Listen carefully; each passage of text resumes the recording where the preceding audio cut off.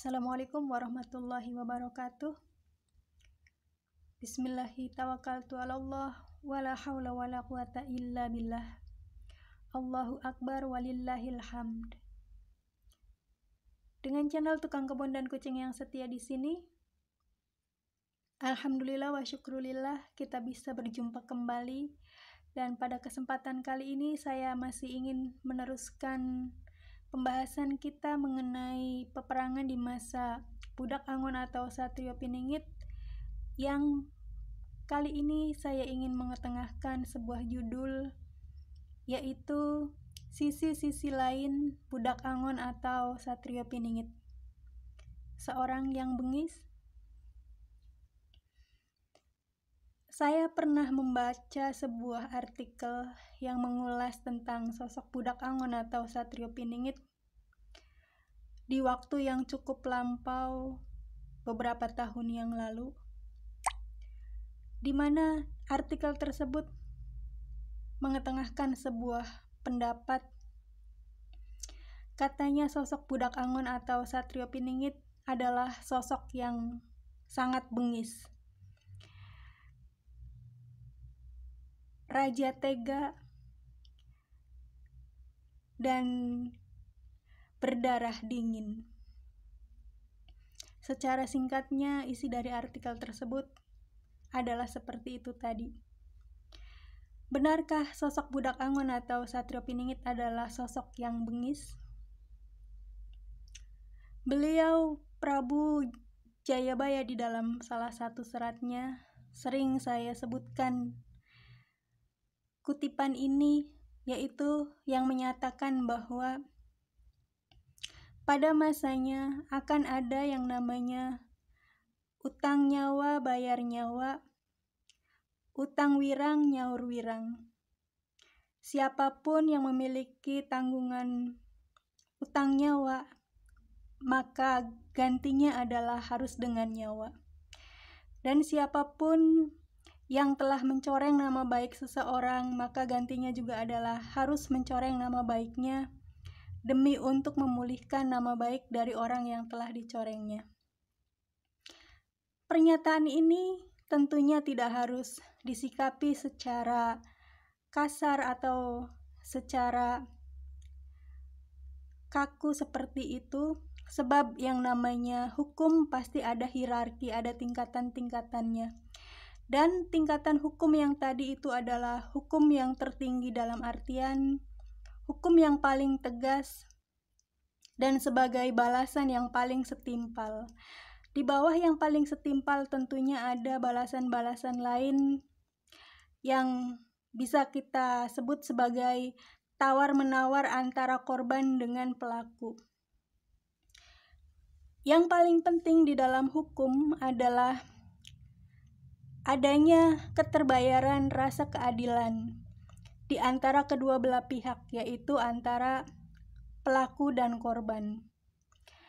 Baik korbannya secara langsung maupun keluarga korban, di mana korban aslinya telah meninggal dunia misalnya. Sosok Budak Angon atau Satrio Piningit yang kelak ketika telah memimpin negeri kita ini, beliau juga akan menegakkan yang namanya kedaulatan hukum di negara kita, yang mana tujuannya adalah untuk menciptakan kehidupan yang tertib dan juga teratur. Dan sebagai tujuan utamanya tentu saja untuk menciptakan keadilan sosial bagi seluruh rakyat Indonesia. Sehingga setiap warga siapapun, tanpa memandang bulu dan tanpa memandang kedudukan, tanpa memandang ras, suku, agama, ataupun antar golongannya, akan diperlakukan sama di hadapan hukum. Tidak peduli dia itu adalah dari bangsa akar rumput sampai dengan akar pohon jati. Tidak peduli dia dari rakyat jelata, bahkan sampai dengan keluarga ataupun diri sang Budak Angon atau Satrio Piningit itu sendiri. Salah tetaplah dihukum salah, benar harus dijunjung kebenarannya.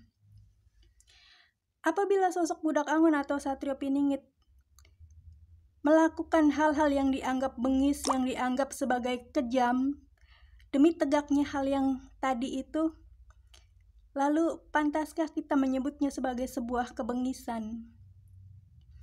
Sedangkan yang namanya keadilan, siapapun menginginkan untuk tegak, terutama adalah para korbannya.